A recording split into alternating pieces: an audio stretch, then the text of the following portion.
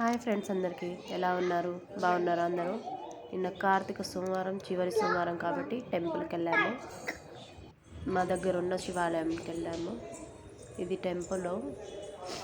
అక్కడ పూజ చాలా బాగా జరిగింది. మీరు ఎలా చేసుకున్నారు కార్తీక సోమవారం చివరి పూజ? అక్కడ చాలా బాగా జరిగింది శివ పూజ. ప్రదక్షిణ ఫస్ట్ వెళ్ళి కాలు కడుక్కొని ప్రదక్షిణాలు చేసాము. ప్రదక్షిణాలు చేసిన తర్వాత నవగ్రహాల పూజ చేసాము. దీపం ముట్టించాము.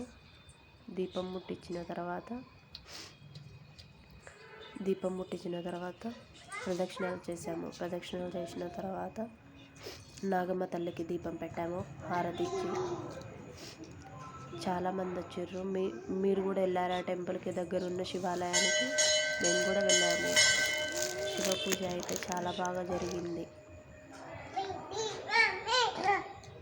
చూడండి, శివుడి దగ్గర చాలామంది దీపాలు పెట్టారు. తమ కోరికలు నెరవేరాలంటే శివ పూజ చాలామంది చేయడానికి వచ్చారు. ఈవినింగ్ ఇలా సాయంత్రం పూట శివ పూజ చాలా బాగా జరిగింది. అభిషేకం, కుంకుమాభిషేకం, రుద్రాభిషేకం, పాలాభిషేకం, ఇలా శివుడికి పూజ బాగా జరిగింది. చాలా బాగా జరిగింది శివాలయంలో. మీరు వెళ్ళారా టెంపుల్కి?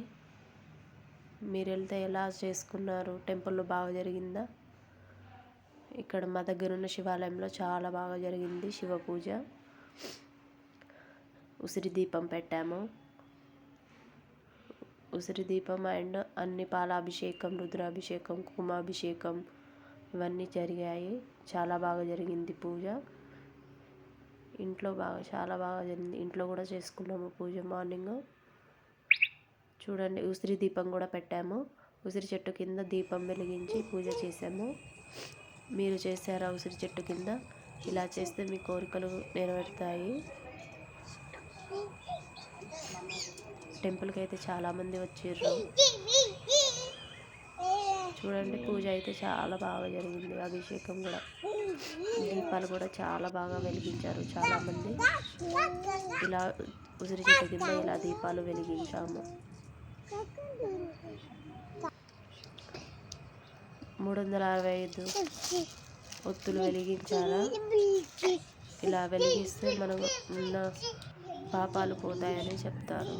చూడండి, ఇలా వెలిగించాము దీపాలు అండ్ ఒత్తులు. 365 ఒత్తులు వెలిగించాము.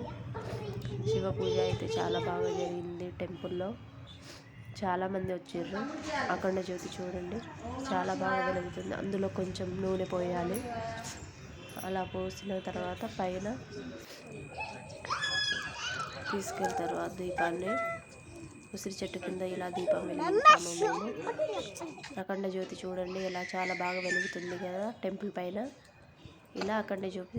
వీడియో నచ్చినట్లయితే సబ్స్క్రైబ్.